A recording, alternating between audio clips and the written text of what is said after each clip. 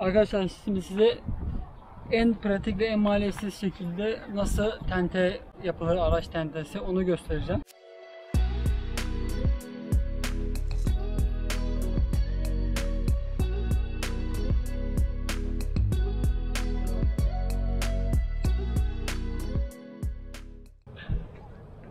Evet arkadaşlar, merhaba. Biliyorsunuz geçen sene 15 gün gibi kısa bir sürede hazırlık yapıp hemen çıkmıştık tura. Bu sene biraz daha geliştirmeler yaptık ihtiyaca binaen. Olabildiğince en pratik ve maliyetsiz çözümler bulmaya çalıştım. Bu çözümleri sizlerle paylaşmak istiyorum. Aynı yolu izlemek isteyenlere bir fikir olur. Hadi başlayalım.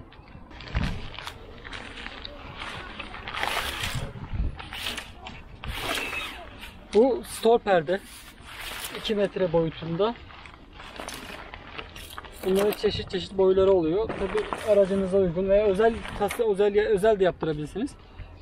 Ben ne kadar aldım? Ben bunu 80 TL'ye aldım. Yine bir pazarında denk geldi. Aslında benim kafamda başka bir şey vardı. Onu da göstereyim size. Bu Decathlon'da satılan tente vardı. Benim kafamdaki ondan bir araç yan tentesi yapmaktı. Fakat bunu görünce direkt aklıma geldi. Bundan da olur diye. Çünkü malzemesi hani bu 3000 liralık satanlarla birebir aynı. Birebir gördüm de söylüyorum yani. Şimdi bunu yapmak için şuralara şöyle bunu takmak için sadece, bunlar ne konuyor bilmiyorum da, elde kornişleri takmak için olan ürün.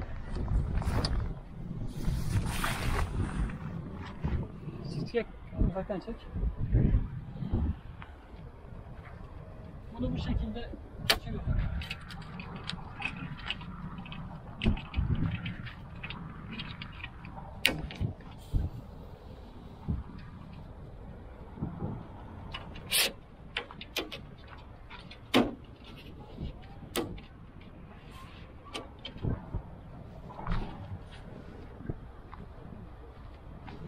Bundan sonraki kısımda, şimdi bunu tutturmak için iki türlü yönteminiz var. Ben iki türlü yöntem kullanıyorum. Birincisi, bana gel yardım et. Direkt yerle bağlantısız olarak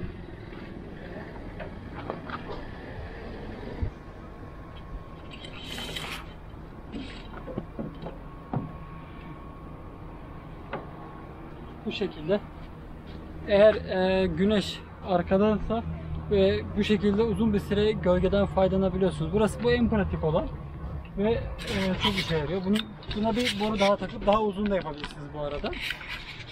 Size kalmış. Şu aralar, çünkü mesela bu 2 tane boruluk mesafe, daha da uzatabilirsiniz. Fakat işin biraz daha garanti olsun, rüzgarda falan çok etkilenmesin diyorsanız şimdi göstereceğim şekilde yapacaksınız.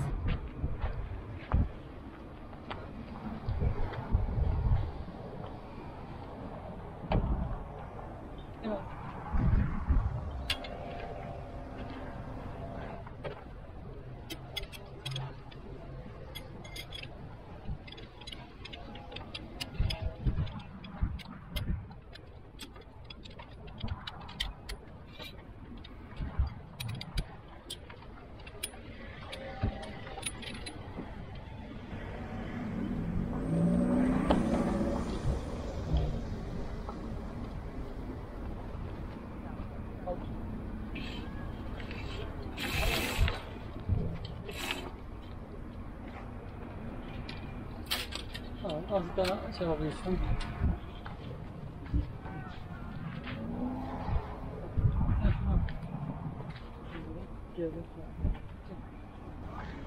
Bunları yaptıktan sonra bu şekilde yere sabitleyeceğiz. Yere sabitlerken de bildiğimiz çadır çivilerini kullanacağız.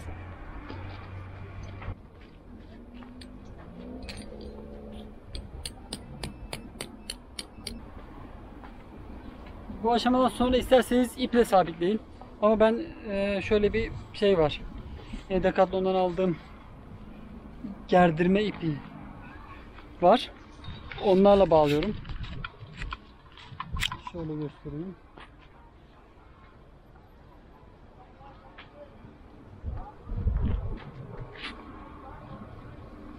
İster bunu bu şekilde yapın.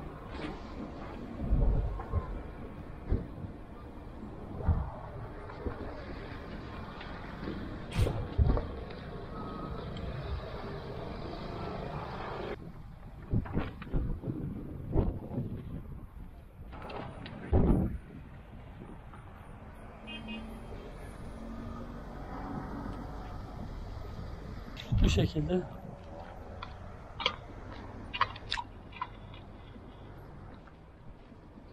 Bu gezimizde bunları kullandık.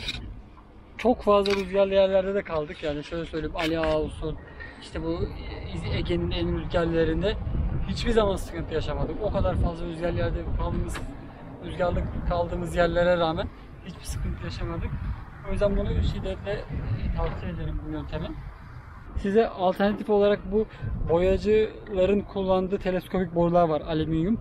Onları tavsiye ederim. Onlar 6 metreye kadar uzayabiliyor. Kısalınca 1.30-1.50 oluyor. Onları kullanabilirsiniz.